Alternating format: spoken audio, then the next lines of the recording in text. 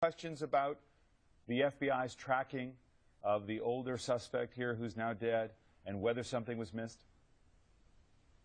Of course I do, and I think we should ask those questions. That's our responsibility. But I listened to Mike Rogers, and I thought he laid it out as a former FBI agent himself as to what we were faced with when we were asked these hard questions. We've got to make sure as well, let me add, David, that we give to the intelligence and law enforcement agencies, federal, state, and local, the resources they need to keep America safe. We live in a dangerous world. We live also in a free and open society, which we value very much.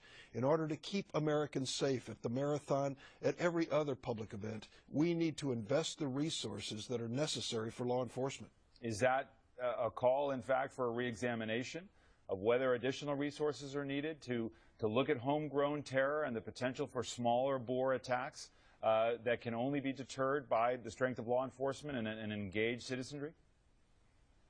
It is, but let me add one other element. Let me bring it up to date with the agenda of the Senate. I'll return tomorrow for the Senate Judiciary Committee's second hearing on the new immigration reform bill. Let me put it in context. There are 4 specific provisions in this immigration reform bill that will make America safer. We are going to have a stronger border with Mexico. You're going to have 11 million people come forward and have an opportunity to register with our government out of the shadows. We're going to have verification of employment in the workplace, and we're finally going to have a system where we can track visa holders who visit the United States to make sure that they leave when they're supposed to. So this is part of the ongoing conversation about a safer America, and the immigration reform bill moves us closer. Do you fear an impact similar to what we saw after 9/11 that derailed immigration reform?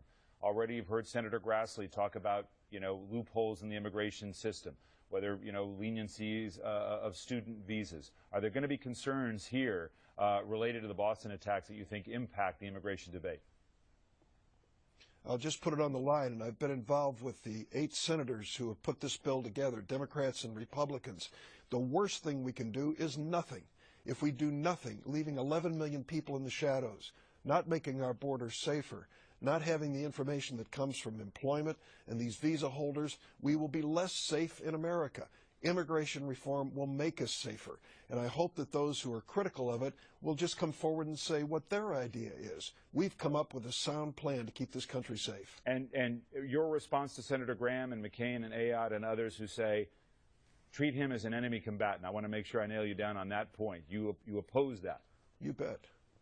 Well, let me just tell you, history tells us that we're doing the right thing. Hundreds, literally hundreds of terrorists, those accused of terrorism, have been successfully prosecuted and imprisoned in the United States using the same process that's being used in this case in Boston.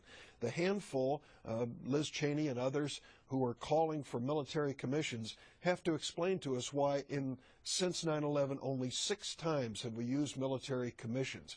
I think we are approaching this in the right way, following the law as we should. We are gathering the evidence, and I think at the end, the right decision is being made to pursue this. All right, we're going to leave it there. Senator Durbin, thank you very much. Michael Chertoff, Chairman Mike Rogers, thank you. Mike Leiter, thank you for your insight, and Pete Williams for all of your reporting this week, what you do better than anybody else. We appreciate it and appreciate you being here this morning.